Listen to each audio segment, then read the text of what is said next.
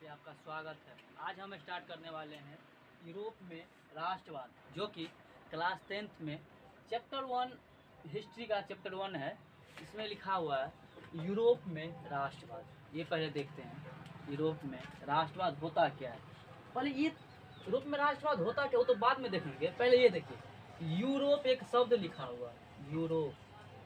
Europe का मतलब होता क्या है पहले ये समझिए। जैसे यूरोप है ना, यूरोप जो है एक महादेश है। एक क्या है? महादेश है। यूरोप एक महादेश है। तो महादेश आखिर में होता क्या है? बहुत सारे देश मिल करके एक महादेश का निर्माण करता है। अब समझ में आया। और इसी महादेश का नाम पड़ गया यूरोप। अब यूरोप में राष्ट्रवाद हुआ था। राष्ट्रवाद का मतलब होता है देश के प्रति प्रेम भावना। जैसे न, अगर आप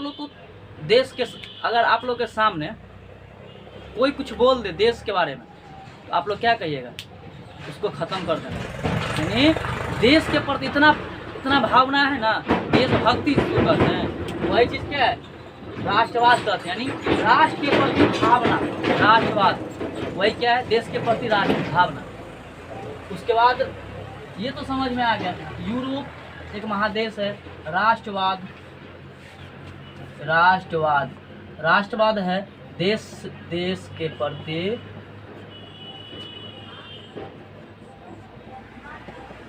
प्रेम।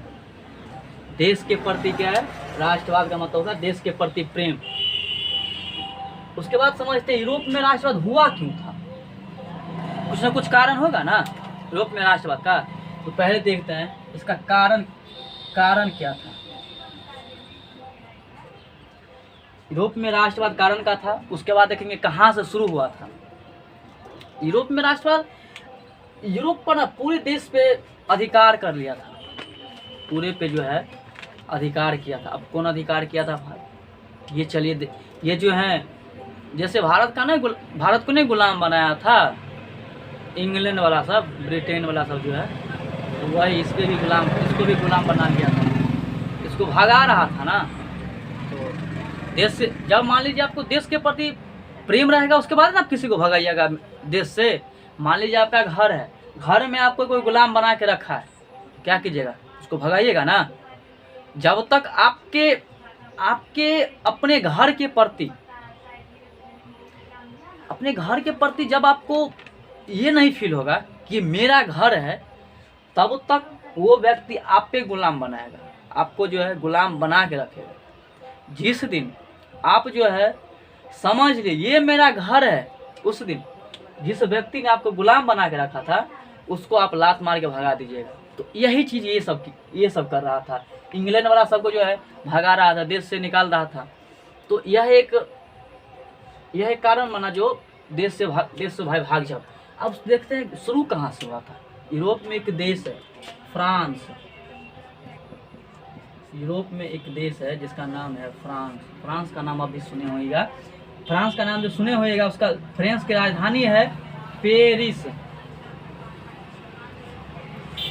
फ्रांस की राजधानी है पेरिस। यानी ये फ्रांस में ना सबसे पहले राष्ट्र की भावना उठा था। देश के प्रति फ्रांस वाला सब ना उजागर किया था, जो मेरा देश से निकल जाओ, मेरा देश को आज़ाद करो। ये सभी फ्रांस वाला सभी कम नहीं था, ये सभी जाके गुलाम बनाया था। आगे बढ़ाएंगे तो ये सब जो है जाकर के ब्रिटेन वाला को, इंग्लैंड वाला को, सबको जो है भागाना चालू किया। जब भागाना चालू किया तो पूरे देश में, पूरे पेरिस से शुरू हुआ था और पूरे देश में, पूरे फ्रांस में फैला। और फ्रांस से होते फ्रांस के अगल बगल जितना भी देश था सब में फैला और पूरे इस एक महादेश ही में फैल गया।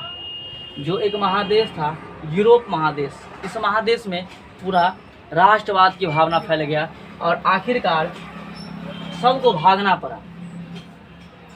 और फ्रांस में ना एक राजा हुआ करता था। राजा का नाम था लुई 16।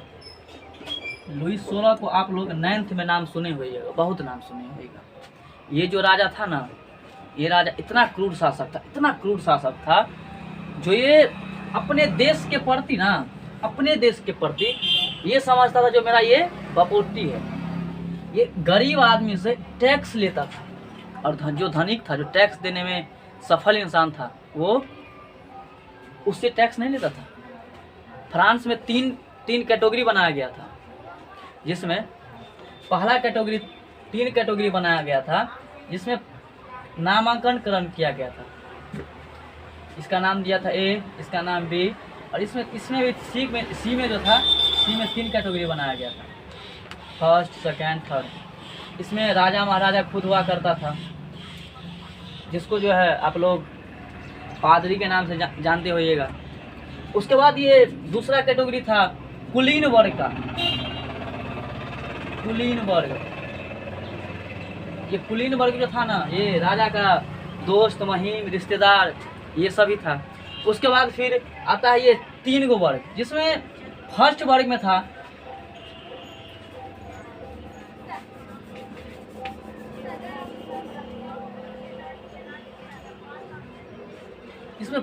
था बिजनेसमैन। फर्स्ट में बिजनेसमैन था, और जो है बिजनेसमैन यानी पढ़ा लिखा इंसान सब, वकील, एडवोकेट, जितना भी था फर्स्ट में था।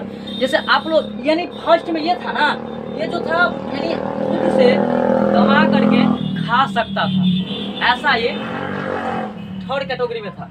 सेकेंड कैटेगरी में था किसान, मजदूर, ये सब था। किसान, मजदूर, बहुत सारा ऐसा था जो ठीक ठाक कह सकते हैं, जो ठीक ठाक परिवार से था। और तीसरा कैटेगरी में था जो सबसे छोटा वर्ग होता है।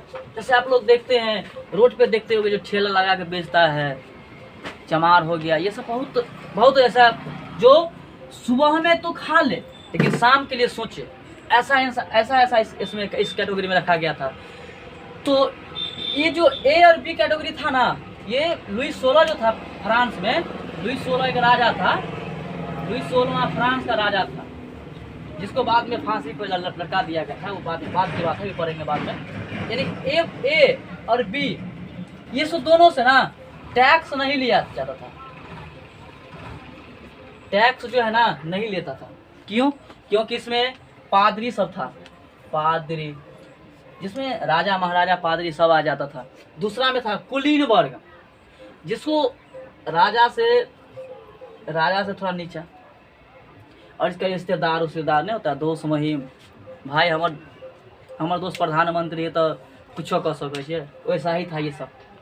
इससे ये दोनों से टैक्स नहीं लिया जाता। अब टैक्स लेता था ये तीनों से, सी कैटेगरी से। अब सी कैटेगरी से टैक्स क्यों लेता था भाई?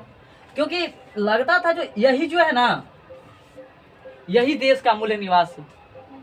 राजा को ये समझ में नहीं आ रहा था भाई हम भी टैक्स देते हैं, मेरा रिश्तेदार सभी है वो भी, उससे भी टैक्स लेना है। लेकिन ऐसा नहीं करता था राजा। क्या करता था? इस बिजनेसमैन सबसे, जो वकील था, टीचर था, इस सबसे क्या करता था? इस सबसे जो है क्या करता था? टैक्स लेता था। दूसरा में था किसान, मजदूर, जो स्थिति ठीक ठाक था, खा सकता था, अपने परिवार की रक्षा स्वयं कर सकता था, ऐसा था। और थर्ड कैटेगरी में था जो आप रोड पे ठेला लगा के नहीं बेचता है, वैसा इंसान सब था जो सुबह के लिए सोचता था।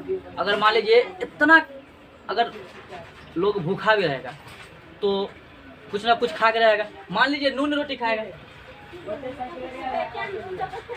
नमक रोटी तो खाएगा ना, कुछ भी खाएगा तो नमक रोटी खाएगा। लेकिन क्या करता था?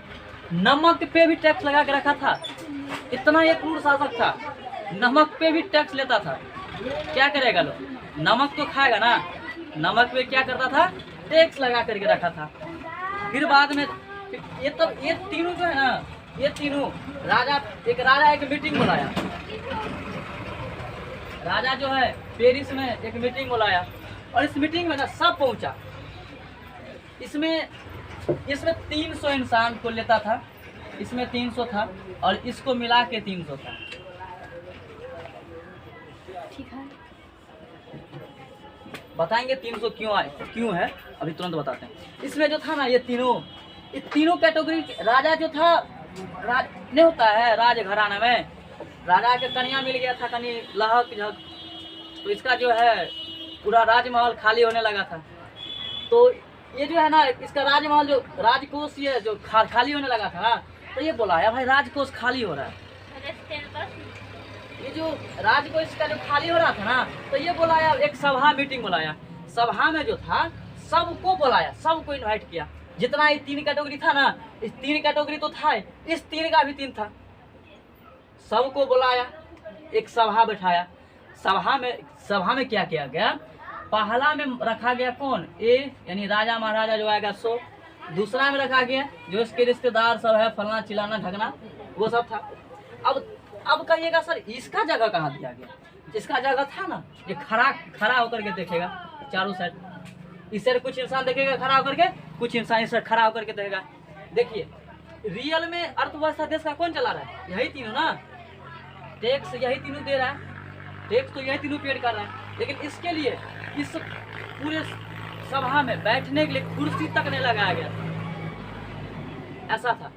लेकिन फिर बाद में जो है अब आता है 300 जो लिखे हैं उसके बारे में अब बताते हैं। यानी 300 इंसान का मतलब हुआ ये पूरे सभा में से सिर्फ 300 आदमी जाएगा। यानी इस कैटेगरी में जितना भी इंसान होगा ना, 300 आदमी जाएगा। इस सब में 300 आदमी इसमें प्रेजेंट होगा। मान लीजिए राजा महाराजा में से 300 आया, उसका परिवार से 300 आ गया, उसका जो रिश्तेदार था कुलीन वर्ग में जो था उसमें से भी 300 आ गया, 300 आया। और इस पूरे को मिला करके, तीनों कैटेगरी में मिला करके 300 इंसान था। पूरे यहाँ से वहाँ से खड़ा हुआ था, पूरे था कितना, 300। ये पूरे जो था कितना था, 300। यानी कितना हुआ, 3 3 6 3 9। अब देखिए ये 300 तो है, लेकिन 300 में से एक ही इंसान प्रेजेंट हो सकता था। अब कहिएगा सर 300 है, एक इंसान कैसे प्रेजेंट होगा। यानी 300 है उससे नहीं फर्क पड़ता है, एक इंसान प्रेजेंट होगा, एक इंसान का बात चलेगा, एक वोट, इसका एक वोट। ये देखिए इसका 300 इसका था और 300 ये दोनों का मिला करके था, तो कितना हुआ, 300 ये 300 ये, कितना हुआ 600। 600 में से एक ही वोट का वैल्यू था। यानी देखिए इसका भी 300, इसका भी 300, इसका एक। अब इसका दो गो हो गया ना, 600 वोट हो गया, तो 600 में 2 गो दीजिएगा ना। तो नहीं, ऐसा नहीं था, एक ही था। जब ये मीटिंग हुआ था तो मीटिंग से ये जो गरीब फैमिली, ये जो गरीब इंसान था जो खड़ा था, ये सब निकल करके चला गया। ये जब निकल करके चला गया तो सभा ही नहीं हुआ। तो राजा सोचा भाई ये निकल करके चला गया, राजा का कोई बात ही नहीं माना, राजा का जो है कोई बात ही नहीं माना था, राजा का कोई बात नहीं माना। तो अब क्या करे भाई, राजा का कोई बात मानेगा उसके बाद ही ना राजा चलेगा।